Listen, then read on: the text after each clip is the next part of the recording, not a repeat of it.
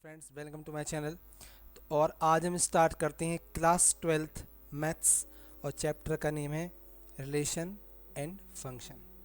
बहुत ही सिंपल है, बहुत ही इजी है। कई स्टूडेंट बोलते हैं सर ये चैप्टर बहुत टफ है, बट बेसिकली कहा जाए तो मेरे लिए बहुत चैप्टर इजी है और स्टूडेंट के लिए भी है। वो इसलिए टफ लगता है क्योंकि वो थोड़ा सा क्वेश्चन उसमें कम है।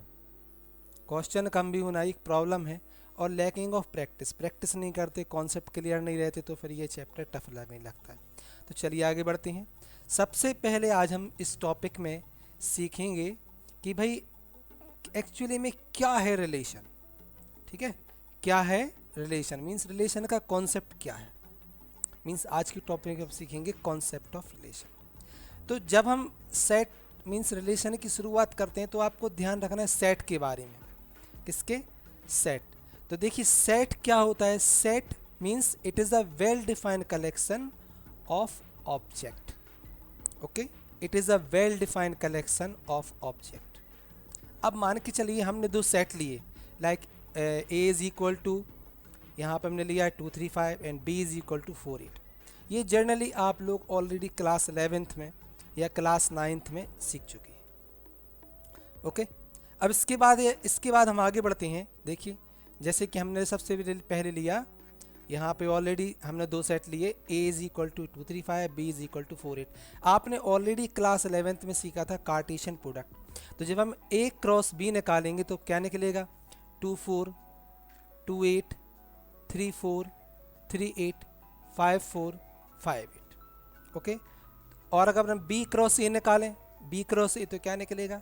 8 2 8 3 8 5 4 2 4 3 4 5। ओके, तो यदि मान के चलिए यदि हम इसका कार्टेशियन प्रोडक्ट निकालते हैं, ठीक है, तो यहाँ पे a क्रॉस b क्या निकलेगा? 2 4, ओके, 2 8 3 4 3 8 5 4 5 8।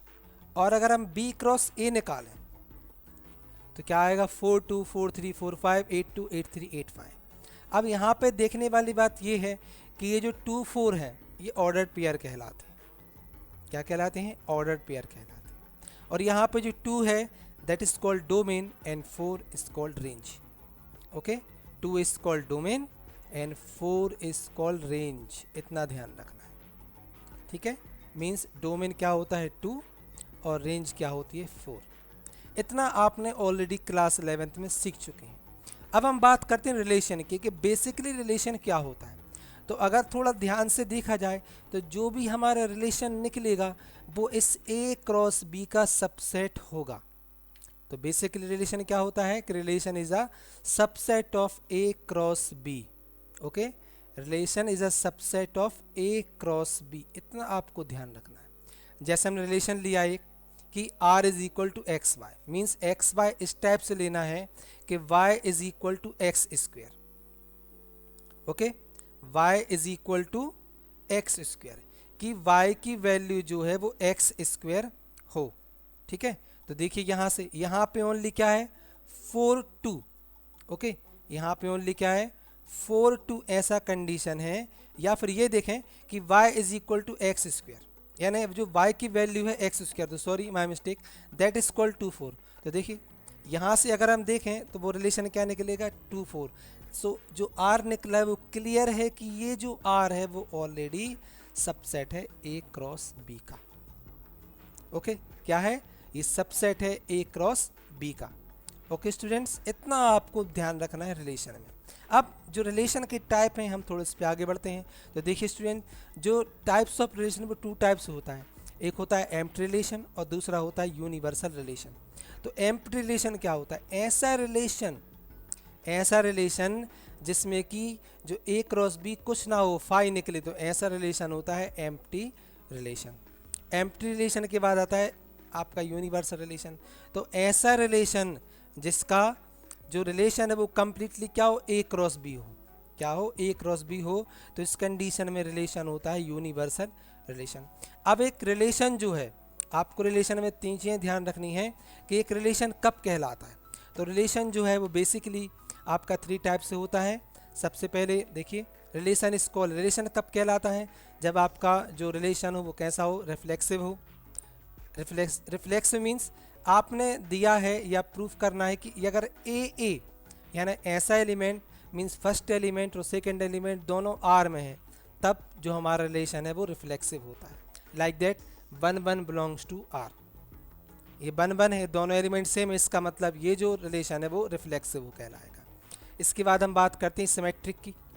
ओके, सिमेट्रिक में एक ध्यान रखना है कि सपोज मान के चलिए आपको इधर पे गिवन है कि if A B belongs to R, मतलब A B belongs to R, ये गिवन रहता है, इतना ये गिवन रहता है, और आप ये प्रूफ कर दें कि B A belongs to R, आप ये प्रूफ कर दें कि B A belongs to R, okay, B A belongs to R, तो आपका जो रिलेशन है वो क्या होगा, सिमेट्रिक।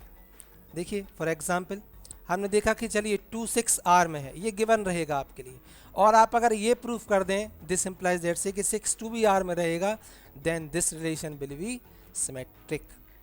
ओके, इतना कॉन्सेप्ट है सिमेट्रिक का। सिमेट्रिक के बाद हम बात करते हैं आपकी ट्रांसिटिव की। तो देखिए ट्रांसिटिव भी बहुत सिंपल है, जैसे कि यहाँ पे आपको क्या है कि यदि दिया रहे कि अगर ए बी आर में है, ए बी आर में, ए बी मतलब A B belongs to R, और एक अदर जो ऑर्डर पेयर है बी सी आर में है, तो यदि आप ये प्रूफ कर दें कि ए सी आर में होगा, ए सी आर में होगा, then this relation will be transitive. Like that हमने एक एग्जांपल लिया कि यदि 5 9 आर में है, ओके, 5 9 आर में है, और आप ये प्रूफ कर दें कि 9 और एक और हमने आपने order pair 9 15 belongs to R, और आप ये प्रूफ कर दें कि 5 15 belongs to R, then definitely it is a transitive relation.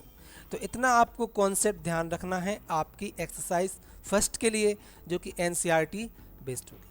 ठीक है, तो यदि आपको इस वीडियो में कोई भी कंफ्यूज हो तो आप कमेंट के माध्यम से पूछ सकते हैं, और आपको ये वीडियो पसंद आए तो वीडियो को लाइक ज़रूर करें और चैनल को सब्सक्राइब करना ना भूलें इसी तरह के वीडियो के लिए। So now thank you.